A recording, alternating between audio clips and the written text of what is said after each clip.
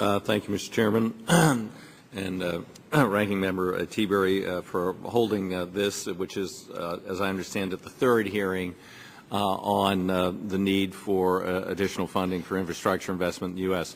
I'm not going to reiterate or bore you with the statistics on the incredible state of disrepair of our current infrastructure, but you know, the gentlelady who spoke before me, Ms. DeLauro, spoke with great passion, and I endorse the ideas she's put forward. There's tremendous merit in having this as one part of the solution. A well-constructed infrastructure bank could meet needs of state and local jurisdictions across the country in rebuilding or building out new infrastructure, and assisting them in getting a reasonable and flexible financing. And I believe it can be constructed in such a way as to protect the taxpayers of the United States who would be providing such guarantees, particularly with the collapse of the the difficulties in the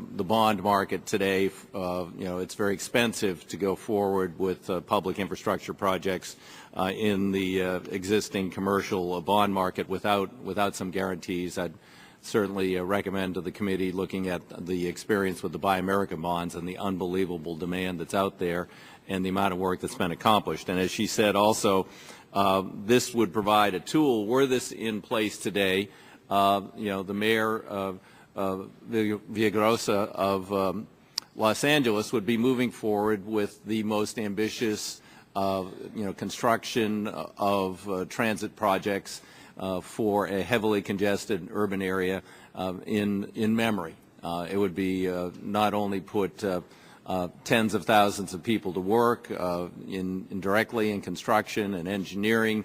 It would stimulate our manufacturing sector with orders for Made in America light rail and streetcars and bus rapid transit and a whole host of things. And were this to be replicated across the country, would be of tremendous benefit.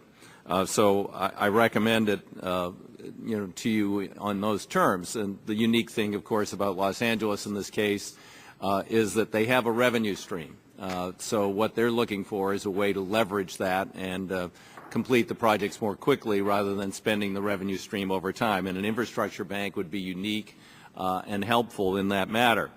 But I can't, leave without saying that this is not a solution to the huge problems we have in infrastructure in the United States of America. If we just look at transportation, 160,000 bridges on the federal system in need either of replacement or substantial repair, $60 billion backlog in our legacy transit systems for a capital investment, some 40% of the road surface in poor or fair condition, causing accidents, wasted fuel, causing costs to motorists and truckers for repairs to their vehicles.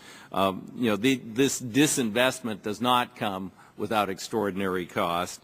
The lost time for those engaged in commercial movement of freight on our system, the detours, that hurts American business. It hurts our competitiveness. We must invest. So we have to do more than an infrastructure bank. The infrastructure bank will work well with projects that are going to have a revenue stream. We're not going to toll the entire interstate system in the United States of America and all those 160,000 bridges.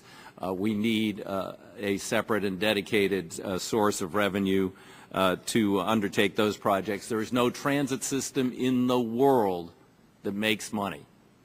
So if you don't have an external or an additional way of paying for the bonds, as does Los Angeles with its sales tax increment, which is extraordinary in this environment that it got passed, then most transit systems would not be able to avail themselves. So I would redirect and direct the committee's attention to the need for additional taxes, and I'll use the word taxes or fees, because there's a huge cost in not making these investments.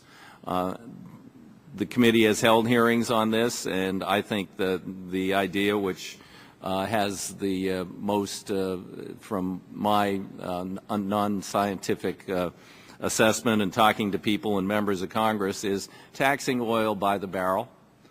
For every dollar tax, we would raise $24 billion over the term of a transportation bill. That's, and when you raise the tax on a barrel of oil, it's plausible that OPEC is going to have to eat some of it, or BP or ExxonMobil. I mean, BP brought back $50 billion worth of stock in the last couple of years. They could not necessarily pass on the tax on a barrel of oil directly to the consumers, unlike a retail tax at the pump. And the speculators and others who are engaged in this market. So the cost could be spread, but the benefits would be phenomenal.